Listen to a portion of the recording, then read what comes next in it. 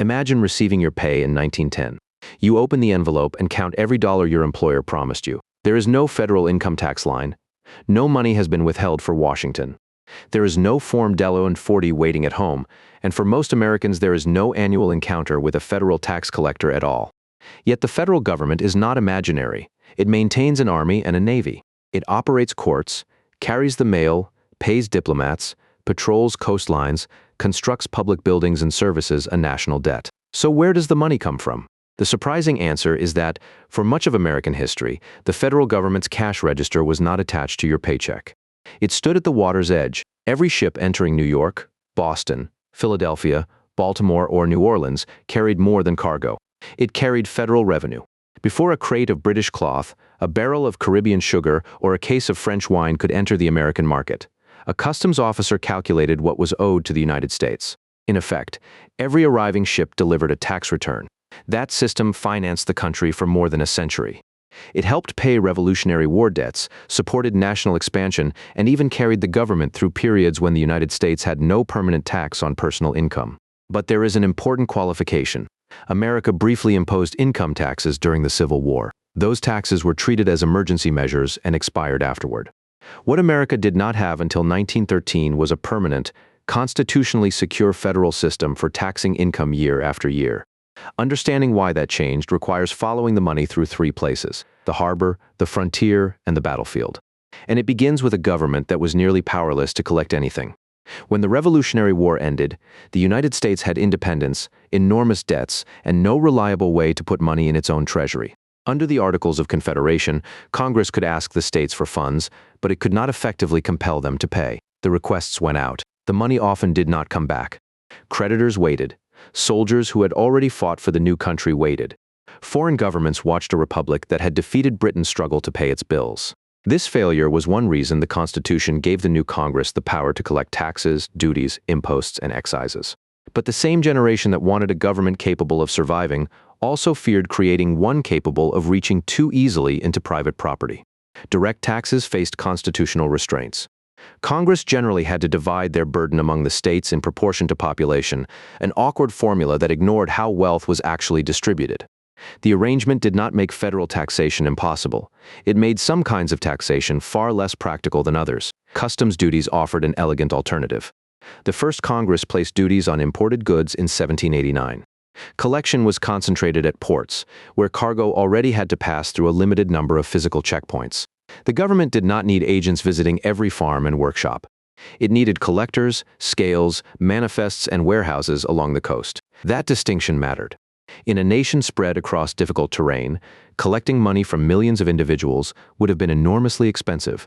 Collecting it from merchants moving cargo through busy harbors was manageable. Customs quickly became the financial foundation of the federal government. By 1860, customs collections supplied about 90% of the money raised for federal operations. Postage and assorted fees helped support particular services, but the great recurring stream into the treasury came through the ports. But saying that tariffs funded the government can create the wrong picture. Foreign countries did not simply send checks to Washington. American importers paid the duties, and those costs could return in the price charged to American customers. The tax was real. It was simply less visible. A shopper did not receive a federal bill after buying imported cloth. The duty was folded into the price. A merchant saw the customs collector. The customer usually saw only a more expensive coat. That made the system politically useful. Washington could collect substantial revenue without establishing a direct annual financial relationship with most households. Tariffs also served a second purpose. By making foreign manufactured goods more expensive, they protected young American industries from established European competitors. A duty could raise money for the government and give an American mill an advantage at the same time. But those two purposes did not always fit comfortably together. If a tariff was low, imports could flow and produce revenue. If it became extremely high, it could discourage the very imports being taxed. And if protected American manufacturers raised their own prices behind the tariff wall, consumers could end up paying more even when they bought domestic goods. The federal government had found its first great source of money. It had not found a source without consequences, nor was customs revenue completely dependable. Ships could stop arriving. A war could disrupt trade. An embargo could empty the docks. A recession could reduce imports and suddenly shrink the treasury. Alexander Hamilton understood the danger of depending on a single cash register. As Treasury Secretary, he sought internal revenue as well, including an excise on distilled spirits. On paper, whiskey looked like a taxable product. On the western frontier, it was something closer to money. Farmers beyond the Appalachian Mountains faced a transportation problem. Grain was bulky and expensive to carry over poor roads. Distill it into whiskey, however, and the same harvest became more compact, durable, and valuable. Whiskey could be transported east, traded locally, or used to settle debts. Then federal collectors arrived and demanded payment. To farmers who already felt distant from the government, the tax seemed designed by coastal politicians who did not understand frontier life. Resistance grew from evasion to intimidation and finally to open violence. Collectors were threatened. Property was destroyed. In 1794, armed men confronted the home of Regional Inspector John Neville, and thousands of opponents gathered in western Pennsylvania. President George Washington responded with overwhelming force. Nearly 13,000 militia marched west. The rebellion dissolved before a major battle, but the warning was impossible to miss. Americans might tolerate a tax hidden in the price of imported goods. They reacted very differently when federal officers appeared where they lived and demanded money from something they produced. Thomas Jefferson repealed the whiskey excise and other internal taxes after becoming president. For a time, the federal government returned almost entirely to customs revenue. That was possible partly because the government itself was so small. It did not finance retirement checks, national health programs, agricultural subsidies, or a modern regulatory state. Its civilian workforce was tiny. Its recurring obligations were limited compared with those of the government Americans know today. A modest government could survive on a narrow stream of revenue. It also possessed something few European governments could use in the same way: an immense public domain. As the United States expanded, the federal government acquired control over hundreds of millions of acres. Surveyed land could be sold to settlers and speculators. The money entered the treasury, while the sale itself encouraged settlement and extended American control westward. This turned geography into revenue. It also concealed a brutal cost. Much of the land the government sold had become available through treaties made under pressure, warfare, and the forced removal of native peoples. A federal land receipt could look like an ordinary financial document while representing an extraordinary transfer of territory and power. During the land boom of the 1830s, sales surged. Combined with customs revenue and years of disciplined debt payments, the proceeds helped President Andrew Jackson announce an achievement no later administration has repeated. In 1835, the national debt was effectively paid off. For one brief moment, the United States owed almost nothing. It is tempting to look at that moment and conclude that the old system was superior. But the apparent simplicity depended on conditions that could not last forever. A small federal government, expanding territory, active international trade, and long periods without a war expensive enough to overwhelm the treasury. The first cracks had already appeared during the War of 1812, when disrupted trade weakened customs revenue precisely as military expenses rose. Congress turned again to internal taxes and borrowing, then removed many of those taxes once peace returned. This became the pattern. In ordinary times, customs carried the government. In emergencies, Washington borrowed and reached inland for additional revenue. When the emergency ended, the federal reach retreated. Then came a war too large for the old pattern. When the Civil War began in 1861, the Union did not merely need more money. It needed a financial system capable of operating at a scale the country had never imagined. Armies had to be recruited, equipped, transported, and fed. Railroads and factories had to be paid. Warships had to be constructed. At the same time, the conflict disrupted commerce and reduced access to southern ports. The harbor cash register could not keep pace with the battlefield. Congress first imposed a 3% tax on annual incomes above $800. The law was poorly equipped for collection, so lawmakers returned in 1862 with a more complete system: graduated rates, assessors, collection districts, and a new office of the Commissioner of Internal Revenue. The crucial innovation was not merely the percentage charged. It was the machinery created to discover income, assess liability, and collect payment across the country. The government was no longer waiting for taxable cargo to arrive at a dock. It was building an organization capable of following money to the people who earned it. Even then, the income tax paid only part of the war's cost. The Union also raised tariffs, imposed a sweeping range of excises, sold bonds, and issued paper currency known as greenbacks. But a boundary had been crossed. Washington had demonstrated that it could tax personal income when national survival appeared to require it. Then something happened that would seem almost unbelievable today. The income tax went away. It was reduced after the war and expired in 1872. The country returned to customs duties and internal taxes concentrated largely on alcohol and tobacco. The collection agency survived because those excises still had to be administered, but the tax on ordinary annual income disappeared.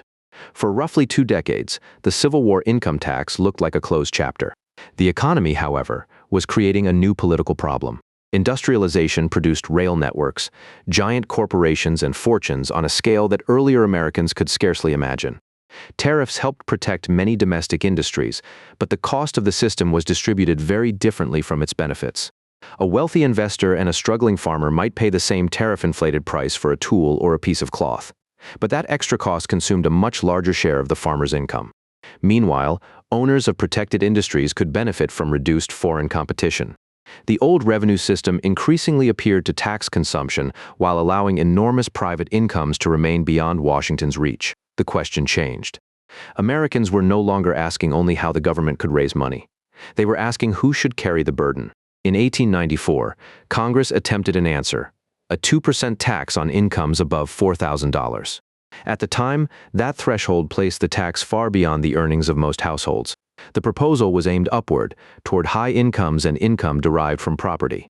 It lasted less than a year. In Pollock v. Farmers Loan and Trust Company, the Supreme Court struck down key parts of the tax by a 5-4 vote. The court treated taxes on income from property as direct taxes, subject to the Constitution's apportionment requirement. That decision produced a strange result. Congress possessed the general power to tax. The public increasingly supported an income tax. The government had already collected one during the Civil War. Yet the apportionment rule made the proposed peacetime system constitutionally unworkable. If supporters wanted a permanent income tax, they would have to change the Constitution itself. For years, that seemed unlikely. Constitutional amendments require approval by 2/3 of both houses of Congress and ratification by 3/4 of the states. It is deliberately difficult. Then a political maneuver backfired. In 1909, President William Howard Taft supported sending an income tax amendment to the states. Some conservative politicians believed this was a safe way to remove immediate pressure for a tax. Let the amendment begin its long journey, they reasoned. The states would never ratify it. The Senate approved the proposal 77-0. The House followed by an overwhelming margin. Then the states began saying yes. Alabama ratified first. Others followed as progressive politics gained strength, and anger over concentrated wealth continued to grow. What had looked like a method of postponing the income tax question became a direct path toward answering it. On February 3, 1913, New Mexico became the 36th state to ratify. The required threshold had been reached. The 16th Amendment declared that Congress could tax incomes from whatever source derived without apportioning the tax among the states and without regard to a census. The constitutional lock was gone. Congress enacted the new income tax later that year. But the first permanent version looked nothing like the system most Americans experience now. There was a 1% normal tax above generous exemptions, with additional surtaxes on very high incomes. Only a tiny fraction of the population owed anything. For an ordinary worker opening a pay envelope in 1913, life might appear unchanged. This is the great twist in the story. The amendment was sold and initially operated as a tax concentrated on the wealthy. Its immediate revenue was modest. What mattered was not how much the first law collected. What mattered was that the government now possessed a revenue instrument capable of expanding with income. And almost immediately, history supplied a reason to expand it. World War I drove federal spending upward. Rates rose dramatically. The number of taxpayers increased, and income taxation moved toward the center of federal finance. After the war, rates declined, but the old world did not return. The Second World War completed the transformation. The tax base widened to include much of the working population. In 1943, current payroll withholding made collection regular and automatic. Instead of confronting one enormous annual bill, workers had federal income tax removed from each paycheck before receiving it. The government had moved its cash register again. It began at the harbor, where customs officers inspected cargo. During the Civil War, it moved into collection districts and income records. By the 1940s, it had entered the payroll system itself. That change explains how the United States funded itself before 1913, but it also explains why the old system could not simply be restored without changing the government built upon the new one. Tariffs, excises, and land sales could finance a 19th-century federal establishment with limited domestic responsibilities. They could not reliably finance global wars, mass retirement programs, national health commitments, modern infrastructure, and the permanent military structure that emerged in the 20th century. Income tax did more than replace tariff revenue. It allowed federal revenue to rise with the earnings of households and businesses. As the economy expanded, the potential tax base expanded with it. That removed an old financial ceiling. The result can be viewed in two very different ways. It gave Washington the capacity to fight enormous wars, respond to national crises, and construct programs that millions of Americans came to depend upon.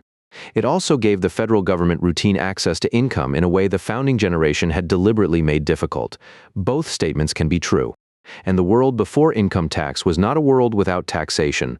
Americans paid through the prices of imported goods. They paid excises on products such as whiskey, tobacco, and alcohol. They paid state and local taxes. They paid through borrowing that future taxpayers would eventually have to cover. Revenue from public land came with costs imposed on people whose territory was being taken and sold. The burden did not disappear. It was distributed differently, collected in different places, and often hidden from different groups. So the real dividing line in 1913 was not between a taxed America and an untaxed one. It was between two relationships with the federal government. Before 1913, most citizens could live without reporting their annual income to Washington. Federal revenue depended heavily on what crossed the national border, what people purchased, and what land the government could sell. After 1913, the federal government possessed a permanent constitutional claim on a portion of the income produced inside the country. At first, that claim touched very few people and took only a small percentage, but the mechanism had no fixed historical size. Congress could widen the base, change the exemptions, and raise or lower the rates as events and politics demanded. That is why the small tax of 1913 mattered more than its first-year revenue suggests. It was not simply a new line in the federal ledger. It was the moment the ledger moved from the nation's docks to the earnings of its people. And once it moved, the American government, and the possibilities of what Americans would ask it to do, could never be quite the same again.